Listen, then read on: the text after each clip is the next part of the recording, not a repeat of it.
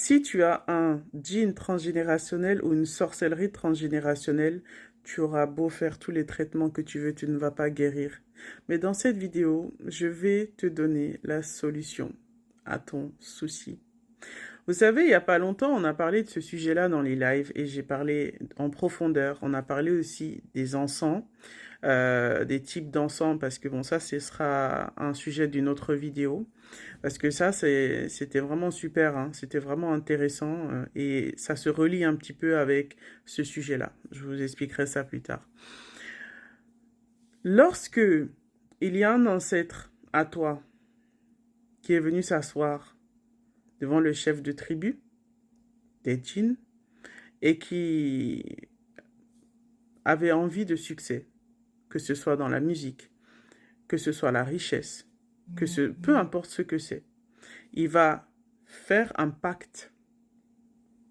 Et ce pacte-là va faire qu'il y aura un djinn transgénérationnel. Ça veut dire que toutes les personnes de sa lignée auront un djinn.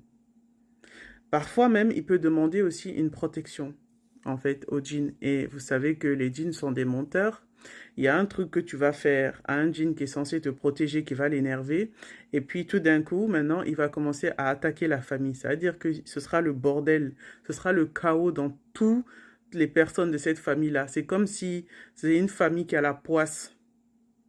Et souvent, si vous remarquez ou si vous voulez savoir si vous êtes victime de cela, vous avez les mêmes styles de problèmes. Par exemple, toi, ta cousine, toutes les femmes de la famille, par exemple, toutes les femmes de la grande famille, pas juste papa, maman, frères et sœurs, toutes les femmes de la grande famille ont le même style de problème.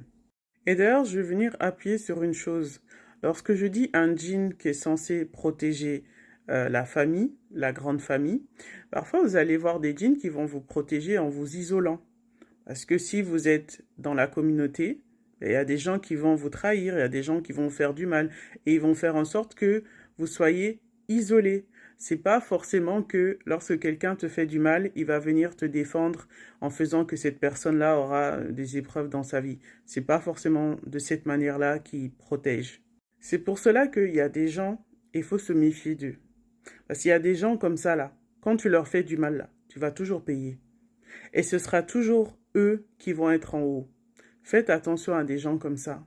Peut-être qu'il y a un pacte qui a été créé. Et ces gens-là sont conscients de cela, donc ils font des choses à chaque fois de plus en plus pires et ils savent qu'ils vont pas payer. Et ils ne savent pas forcément que c'est un pacte qui a été fait, qu'ils ont un djinn transgénérationnel. Ça, ils ne sont pas conscients forcément de cela. Et puis, vous avez même des ancêtres aussi qui vont dire oui, toutes les femmes de la famille, je vous les donne. Donc, toutes les femmes de la grande famille, les descendants, etc., auront toutes un djinn amoureux. Ou alors, toutes les femmes auront quelque chose.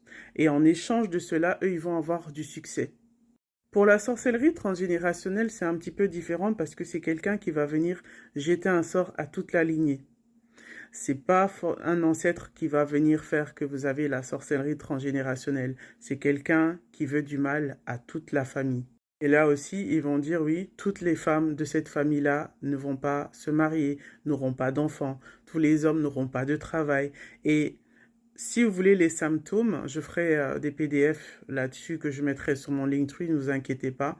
D'ailleurs, il y a mon Linktree et ma chaîne WhatsApp sur mon profil si vous voulez. Comme ça, vous allez voir les symptômes complets. Si vous voulez savoir si vous avez ce style de soucis, sorcellerie ou djinn transgénérationnel, c'est que vous avez les mêmes types de problèmes dans la famille. Parfois même, vous pouvez faire les mêmes types de rêves. Alors cela ne peut pas se guérir si vous ne réunissez pas plusieurs conditions. Il y a une des conditions que vous devez rompre le pacte qui a été fait.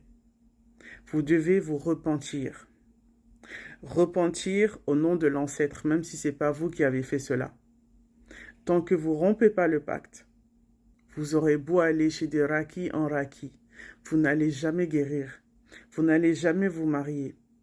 Je pense que je vais faire une autre vidéo parce que celle-ci, elle est un peu longue aussi.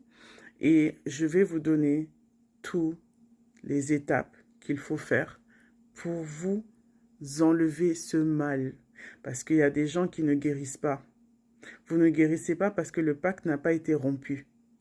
Pas parce que vous faites quelque chose qui n'est pas bien. Peut-être que la roquette que vous faites est bonne, mais il faut d'abord rompre ce pacte-là avant, parce que la chaîne n'est pas cassée.